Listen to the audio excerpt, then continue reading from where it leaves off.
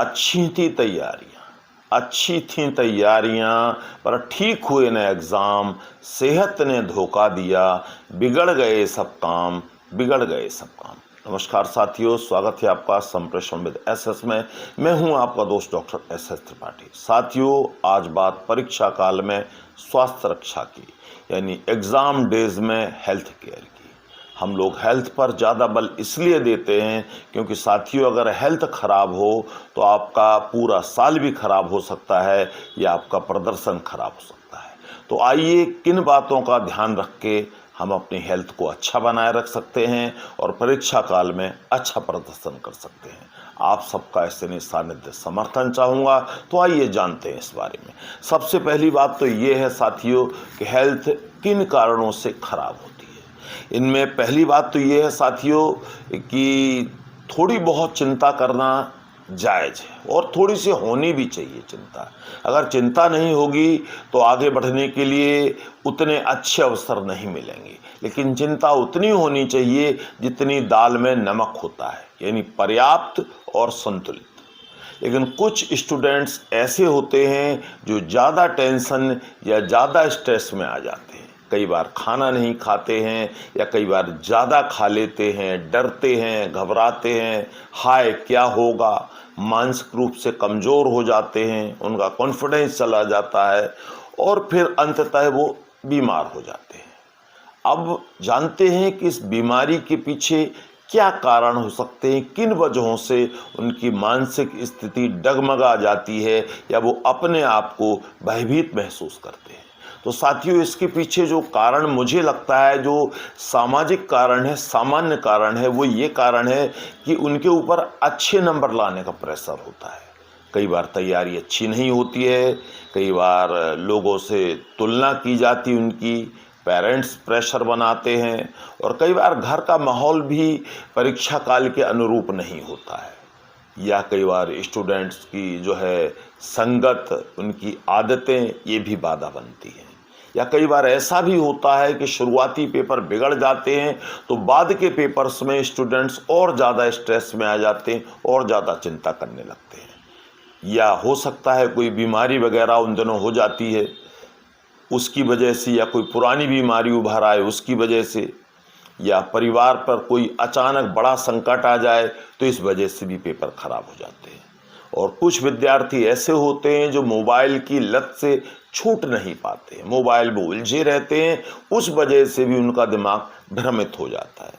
अफवाहें कई बार बच्चों को डरा देती हैं, या कोई अन्य डर, असुरक्षा, ऐसी चीज़ें होती हैं जो सामाजिक कारण है जिनकी वजहों से विद्यार्थियों का स्वास्थ्य खराब हो जाता है। अब कुछ सेहत से जुड़े कारण हो सकते हैं। सेहत से जुड़े कारणों में पहला सबसे बड़ा कारण है कि नींद पूरी न लेना। अधिकांश परीक्षार्थी परीक्षा के दिनों में नींद पूरी नहीं लेते हैं, लगातार बहुत बहुत देर तक पढ़ते रहते हैं। और पोषक खाना न मिलना, ये भी एक वजह हो सकती है। लगातार घंटों तक बिना रुके पढ़ते जाना, अपनी शारीरिक स्वच्छता पर ध्यान न देना, अस्त व्यस्त दिनचर्या होना, घूमना टहलना, योगा सैर बिल्कुल बंद कर देना, मौसम के अनुरूप कपड़े ना पहनना, पानी कम पीना, या कई बार ये भी होता है कि खेल कूद में चलते समय ये किसी वाहन की चोट चपेट में आ जाना तो भी मुश्किलें खड़ी हो जाती हैं। दिमागी तौर पर परेशान रहना और एक जो आपकी थिंकिंग है वो निगेटिव बन जाना। तो ये सारी चीज़ें ऐसी हैं जो सेहत से जुड़े कारण हो सकते हैं, जिनकी वजह से भी जो है कई बार पेपर खराब हो जाते हैं या स्वास्थ्य खराब हो जाता है। अब हम जानते हैं कि इन सब परिस्थितियों में हम क्या कर सकते हैं, क्या उपाय हो सकते हैं।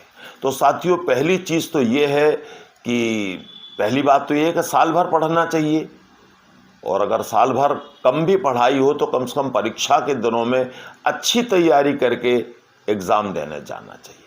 अपना कॉन्फिडेंस बनाए रखें और खुद से कहें यस आई कैन, मैं कर सकता हूँ। अगर आप में कॉन्फिडेंस है तो आप कुछ भी कर सकते हैं। पॉजिटिव सोच रखें और कम से कम मैं समझता हूँ 6-7 घंटे की नींद जरूर लें। चाहे कितनी भी आपके ऊपर पढ़ाई का प्रेशर हो, अगर आप नींद पूरी लेंगे तो मैं समझता हूं आपके स्वास्थ्य खराब होने का डर नहीं रहेगा, आपके पेपर खराब होने का डर नहीं रहेगा। और क्योंकि अगर आप नींद पूरी लेंगे तो आपका माइंड कूल रहेगा, रिलैक्स रहेगा, विचार भी अच्छे आएंगे और आप अपने आप को मानसिक रूप से मजबूत महसूस करेंगे। हल्का भोजन लें, रोटी वगैरह गरिष्ठ भोजन ये कम खाएं, सलाद, अंकुरित दालें, ड्राई फ्रूट्स और अगर ज़रूरत हो तो कभी कभी डार्क चॉकलेट ये सब ले सकते हैं, जूस ले सकते हैं, छाछ ले सकते हैं, दही ले सकते हैं, ये सारी चीज़ें आप लें। और मीठा ज़रा कम खाएं, क्योंकि विद्वान लोग मानते हैं ज़्यादा मीठा खाने से आलस आता है जो पढ़ाई में बाधा बनता है। और अगर मन न लगे तो आप संगीत सुने, थोड़ा सा खुली हवा में टहलें।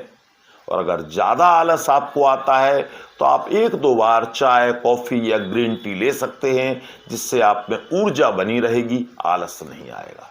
अपना शरीर स्वस्थ रखें, स्वच्छ रखें।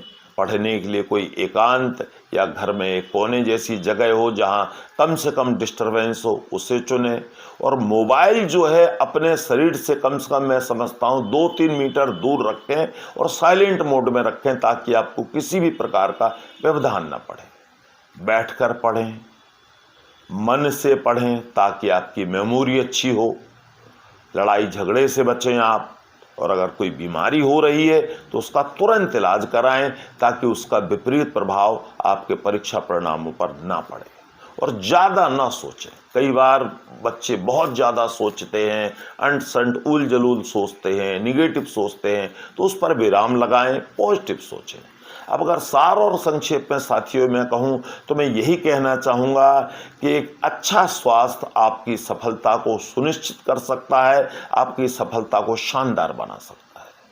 अपनी मेमोरी को अच्छा बनाए रखिए। इसके लिए बहुत ज़रूरी है कि आप मानसिक रूप से मजबूत रहें, माइंड से रिलैक्स रहें, कूल रहें और चोट चपेट और तुलना से अपने आप को बचाए रखें। तो मेरी बहुत बहुत शुभकामनाएं। All the best.